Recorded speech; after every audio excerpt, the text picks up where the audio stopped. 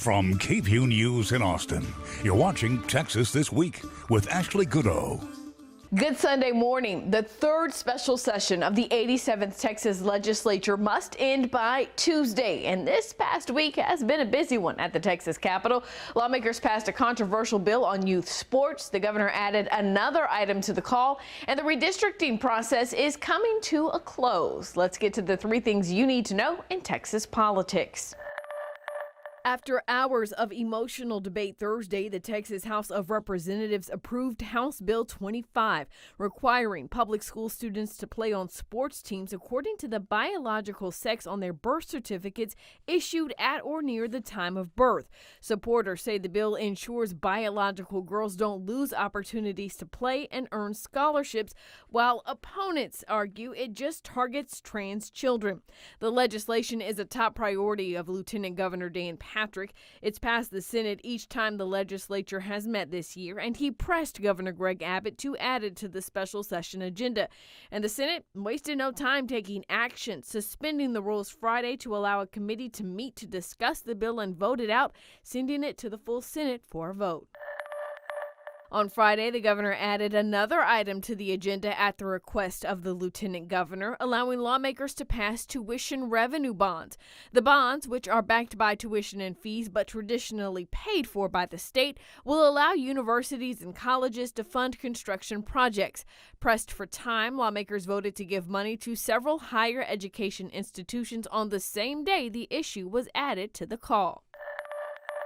Of course, the key issue lawmakers are tackling in this special session is redistricting. The Texas House started debating its new map on Tuesday and voted to approve it around 3:30 Wednesday morning. The map maintains Republican control of the chamber, but leaders of the Republican Party of Texas say it puts some Republican seats at risk.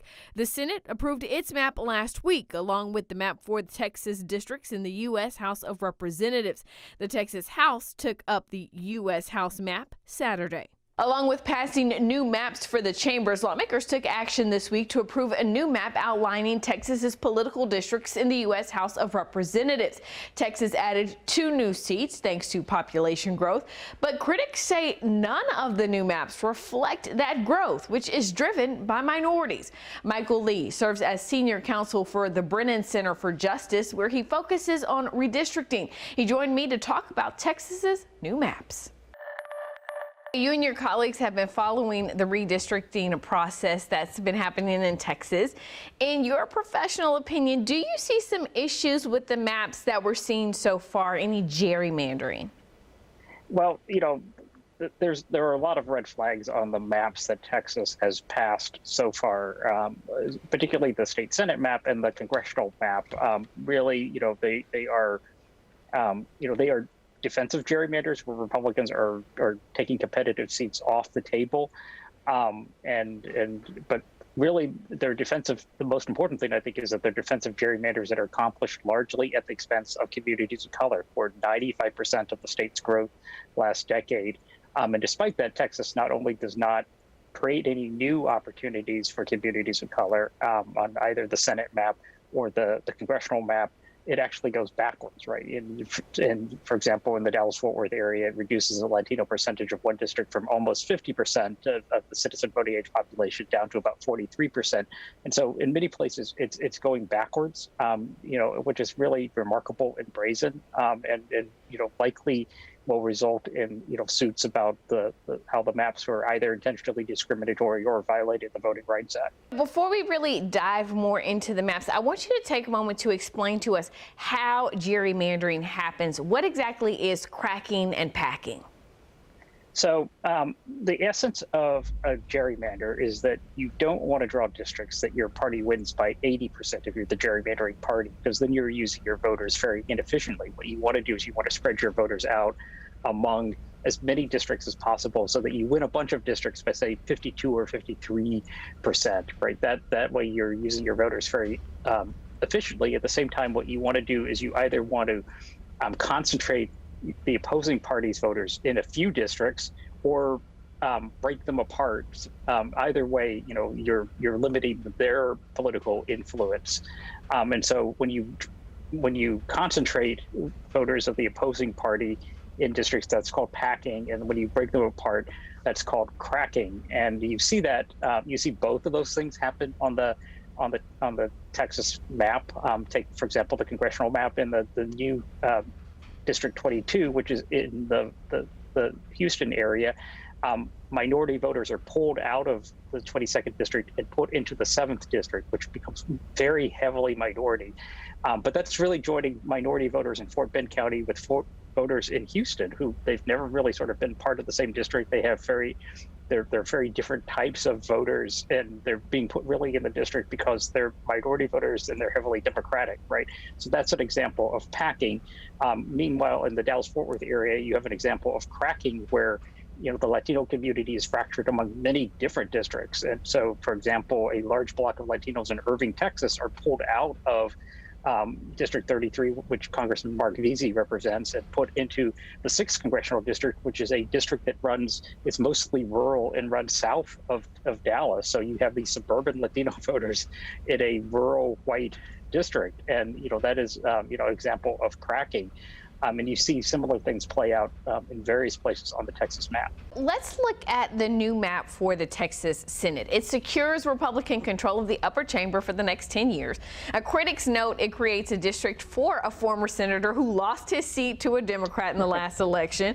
It also cracks voters of color in Fort Worth by taking a district that used to just be in Fort Worth, so what we were talking about, those suburban districts, and adding in 7 rural counties to that one district. Is the criticism that we're seeing about this map fair?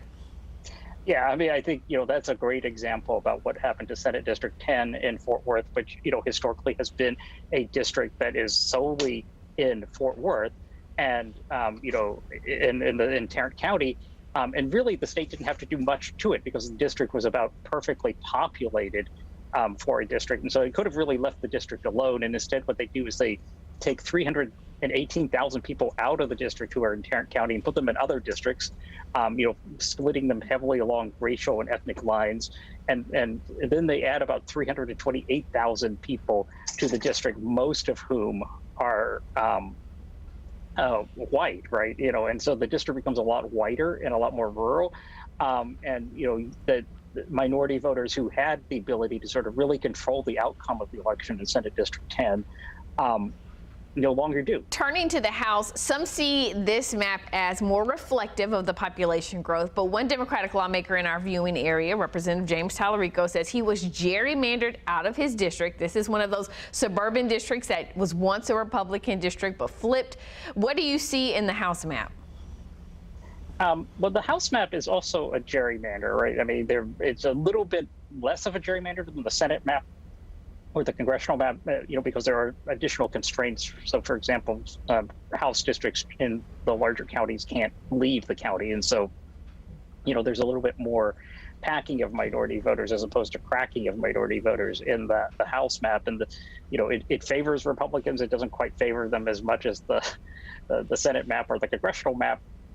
But nonetheless, there are clearly opportunities that are taken off the table in places where Republicans can, and the suburbs are a prime example of that. But there's also in Bell County, just north of Williamson, minority voters are cracked, in Killeen in order to prevent the election of a Democrat. And so, they're clearly, and that really, I think, bears emphasis, right? Because you can't gerrymander in a state like Texas, either for Democrats or for Republicans, without targeting communities of color.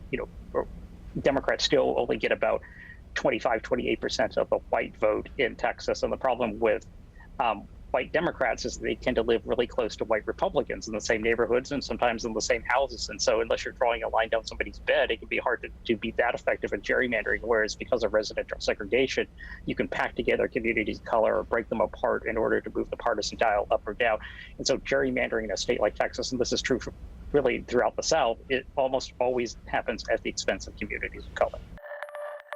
You can find links to the new maps at KVUE.com. And just a reminder, early voting in the November election starts tomorrow. Texans will vote on 8 proposed amendments to the state constitution, and there are several local issues on the ballot. So get out and vote, Texas. That's Texas This Week.